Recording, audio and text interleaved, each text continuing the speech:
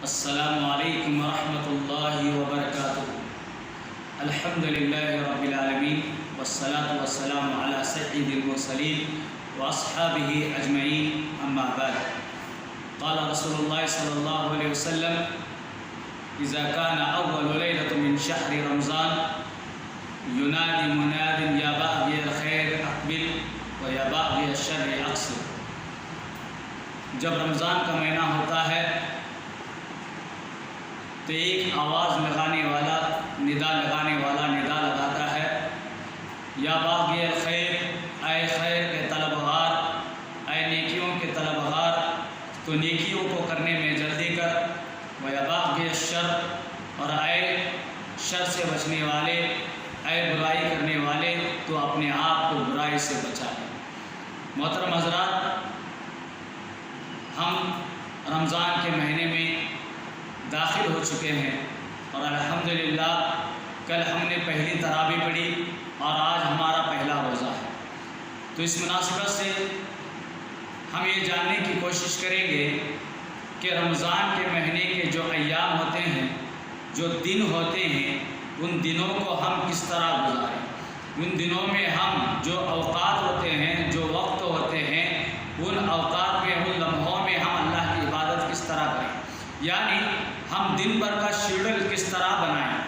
سب سے پہلے آئیے کہ جب ہم سحری کے لیے اٹھتے ہیں تو سحری کے اٹھنے کے لیے، سحری کرنے سے پہلے چند منٹ یا 10 یا 15 منٹ پہلے ہم اٹھیں اور اس وقت اللہ سے دعا کریں، اس لیے کہ یہ وقت ایسا ہوتا ہے جس میں اللہ تعالیٰ اپنی بندے کی دعا کو قبول کرتا ہے۔ اور اس کے بعد جب آپ سحری کر لیں، سحری کھا لیں، تو صبح کی نماز کا انتظار کیجئے۔ جیسے ہی صبح کی نماز کا وقت ہو جائے تو صبح کی نماز ادا کیجئے، فرض نماز ادا کیجئے۔ اس کے بعد اسی جگہ پر بیٹھ کر، جہاں آپ نے صبح کی نماز ادا کی ہے، اسی جگہ پر بیٹھ کر اشراق کی نماز تک، طلوع فجر تک اب اللہ کا ذکر کیجئے۔ اللہ کے نبی صلی اللہ علیہ وسلم نے فرمایا کہ جو انسان صبح کی نماز پڑھ کر اسی جگہ پر بیٹھ کر جہاں پر نماز پڑھی ہے اللہ کا ذکر کرتا ہے سورج نکلنے تک، اور اس کے بعد 4 رکعت اشراق کی نماز ادا کرتا ہے، اللہ تعالیٰ اسے ایک حج اور عمرے کا ثواب ادا کرتا ہے۔ جب آپ اشراق کی نماز سے فارغ ہو جائیں، اس کے بعد تھوڑی دیر قرآن کی تلاوت کیجئے، اور جب قرآن کی تلاوت میکسیمم آپ نے ایک آدھا پارہ پڑھا یا پھر پورا ایک پارہ کی تلاوت کی، اس کے بعد آپ اپنی ضروریات زندگی کے کاموں میں مشغول ہو جائیے۔ ظہر کا انتظار کیجئے، ظہر کی نماز کا انتظار کیجئے۔ جیسے ہی ظہر کا نماز کا وقت ہو جائے، ظہر کی نماز ادا کیجئے، اور ظہر کی نماز ادا کرنے کے بعد آپ آرام کیجئے، آپ سو جائیے، اس لیے کہ اللہ کے نبی صلی اللہ علیہ وسلم ظہر کے نماز کے بعد، دوپہر کے بعد آرام فرمایا کرتے تھے، اپنے جسم کا حق ادا کیا کرتے تھے۔ اللہ کے نبی نے فرمایا کہ انسان پر اس کے جسم کا بھی حق ہے، اسے آرام کی ضرورت ہے، آپ آرام کیجئے۔ کب تک؟ عصر کی نماز تک۔ جیسے ہی عصر کی نماز کا وقت ہو جائے، عصر کی نماز ادا کیجئے۔ عصر کی نماز ادا کرنے کے بعد افطاری کی جو بھی انتظامات کی چیزیں ہیں، جو بھی آپ کو مارکیٹنگ کرنا ہے، جو بھی آپ کو بازار کرنا ہے، آپ بازار کر لیجئے۔ کب تک؟ افطاری کے پہلے تک، اور افطاری کرنے سے پہلے آپ دعاؤں میں بیٹھ جائیے، اس لیے کہ اللہ کے نبی صلی اللہ علیہ وسلم نے فرمایا کہ 2 اوقات ایسے ہیں، چند لمحے ایسے ہیں، چند اوقات ایسے ہیں جس میں اللہ تعالیٰ اپنے بندے کی دعا کو قبول کرتا ہے، اور انہی اوقاتوں میں سے ایک وقت ہے افطار کا وقت۔ جب بندہ افطاری کے انتظار پہ بیٹھتا ہے، مغرب کی اذان کے انتظار پہ بیٹھتا ہے اور اس وقت دعا کرتا ہے، تو اللہ تعالیٰ اس کی دعا کو قبول کرتا ہے۔